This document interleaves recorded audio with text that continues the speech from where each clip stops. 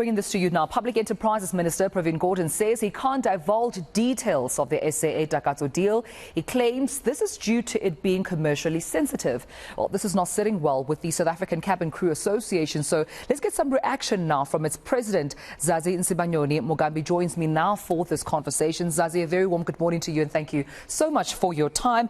Surely not too happy with how the SAA-Takatso consortium deal is going. What's your reaction with the latest developments? No, I mean, we are absolutely, we're shocked at the fact that we're still here.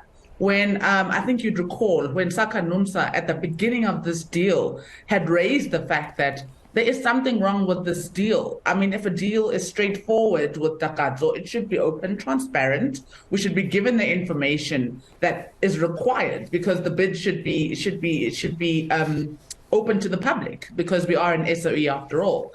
We were told the exact same things by the minister that we are told today, that he can't divulge much information. He can't say much. It's absolutely ridiculous. We're absolutely taken aback. And we're also a bit irritated, I must say, by the fact that Mr. Novik, who has been he should have been part of this deal from the beginning, has now come out to say exactly what we've been saying for the last 2 years around this particular deal. Instead, what he's done for the last 2 years is defend this deal. And now he's saying the exact same thing that the unions, which SACA NUMSA, have been saying from the beginning. Yeah. So it's obvious that this deal is not working. It's obvious now that the Takatso consortium does not have the money. Actually, the due diligence that took place for the last over 12 months, it, in our view, was a stalling tactic in order to try and scramble and try find how to resolve this issue of the fact that they don't have money. So this deal, it should be scrapped in our view.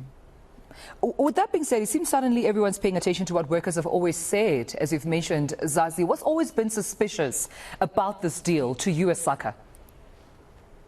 I mean, firstly, while we were in the business rescue process, I mean, it was a very intense process where we had many engagements with the minister.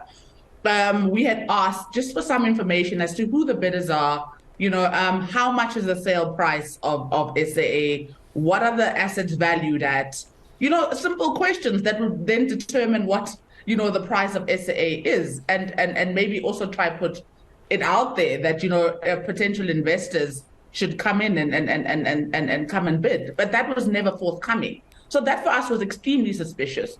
And then overnight, we hear of this Takatso consortium, which has been announced, with no detail as to the sale. And later we learned it was sold for 51 Rand. So how much the fact that Takatso has to pay the old liability, it seems now, and they don't have the money, but they had the 51 Rand in order to pay for this airline is absolutely ridiculous. So in actual fact, they came here with no money.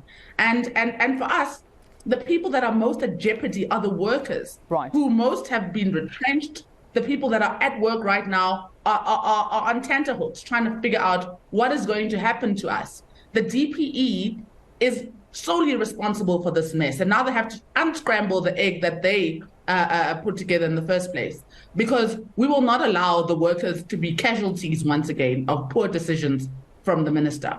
And that's exactly what my next question was going to be to you, Zazi. What happens next to the workers? Has there been any communication, at least, on those lives that have dedicated themselves to building and continuing to, of course, work at SAA? Has there been at least any leeway in terms of what's happened to the retrenched, what's happening to those who are there now, so that some relief, because this has been going on for too long, some relief is brought to the table? No, as usual, workers know nothing. As usual, workers hear it from the press. I mean, we in groups and they're sending, did you know this? There's panic. So workers have actually borne a big brunt of this. I mean, for instance, cabin crew at SAA have taken a substantial wage knock, and they obviously were hopeful that we are in a transition phase so that they can be able to get a decent salary that they were getting before. And they were holding on to that hope. And just for this to continue on a yearly basis and being in limbo is absolutely ridiculous. And they're really working under very tight conditions. Conditions of employment have been reduced to a point where it's actually ridiculous. The Competitions Commission is silent. We've made submissions as unions and they've basically gone quiet, which is also very suspicious to us. They should come and proclaim as to what their findings are, and this can be put to bed. So it's a complete mess. We saw this mess coming, and the minister should once and for all give the information and stop being secretive, and so that we know what is the next step. But what we won't allow is for this entity to be completely collapsed or liquidated because of a minister that, took decisions behind closed doors. And now those decisions are coming back to bite him. And with that being said, Zazi, I appreciate you speaking to us this morning. Zazi Nsibanyoni Mugambi, SACA president, speaking to us this morning.